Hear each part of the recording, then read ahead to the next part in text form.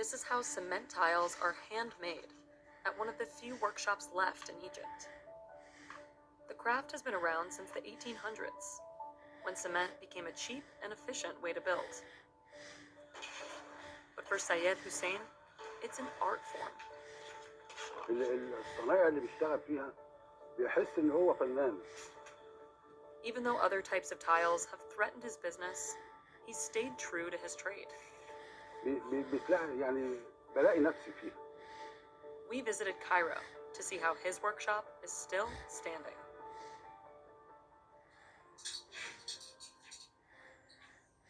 Syed has been making tiles since he was 12 years old, and much of his process is still the same.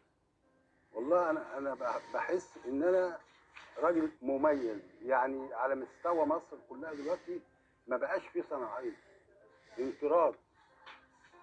He begins with sifting white cement.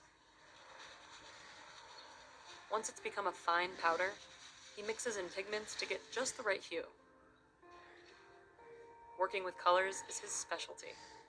أنا بركب ألوان، واخد بالك؟ بعشق الألوان ديت، زي ما بيقولوا كانوا يقولوا عليا إن أنت بتستطعم اللون، وفعلا أنا أبص للون، يعني أنا أبص للون كده أقول لك اللون ده بتركيبه إيه، وأعرف تركيبته إيه. Then he adds in water.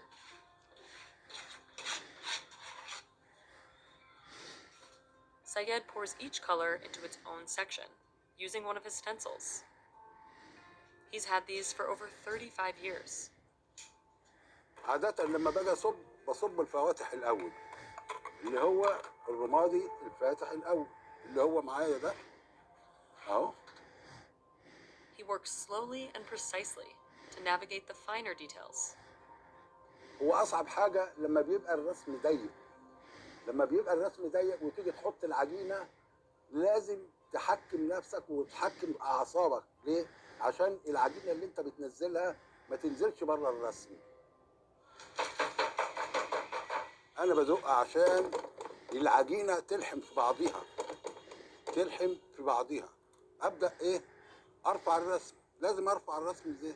بسرعة كده. أهي. كده.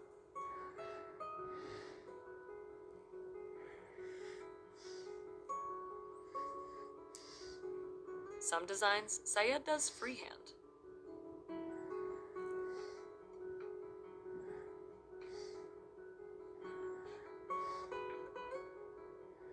He tops off the mold with a mixture of sand, cement, and limestone, a crucial step to ensure the pattern stays in place. الأهم إن البلاطة تتشرب كويس. لازم تتشرب وتاخد حقها في التشريب. Then he sends it through the hydraulic press. The machine's pressure solidifies the cement within seconds. Syed learned this craft from his father, who worked at a shop owned by Greek immigrants.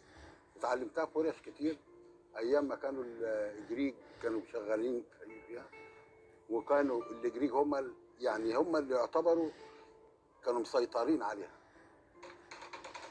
Cement tiles have roots in other parts of Europe too. Factories started popping up in countries like the UK and France during the 1800s, right after cement was discovered as a cheap and efficient building material. And in Belgium, the industry flourished after World War I, when the country needed rebuilding, and cement tiles were an affordable option. Eventually, changing tastes in Europe's tile market pushed cement aside by the mid-20th century. And in Egypt, Syed says ceramic and marble tiles took over the market in the 1990s, shaking up his business. لأن دي حاجة جديدة واخد بالك والسوق مش هيستحمل ده. He says since then, the high cost of materials and hard physical labor have steered workers away from the craft. هو غلو الخامات أولا والصناعية، يعني تبص تلاقي الصناعية مش حباها، متعبة، بتسحب النظر. Syed was able to stay in business by making new, cheaper designs.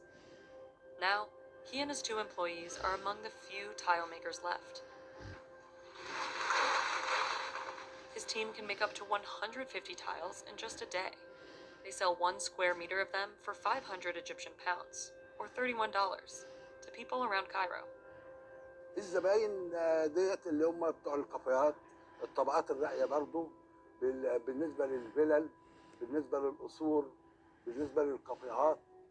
Sayed has been offering free apprenticeships to young craftsmen for the past 40 years to keep the traditional process going. هي الصنعه ديت من ساعه ما اتنشأت ما اتغيرتش، خطواتها ثابته، لو بعد 1000 سنه هي الخطوات دي هي اللي موجوده. And he says not just anybody can master it.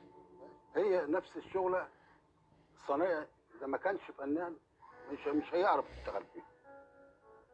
But the most important thing for Sayed is that this art lives on.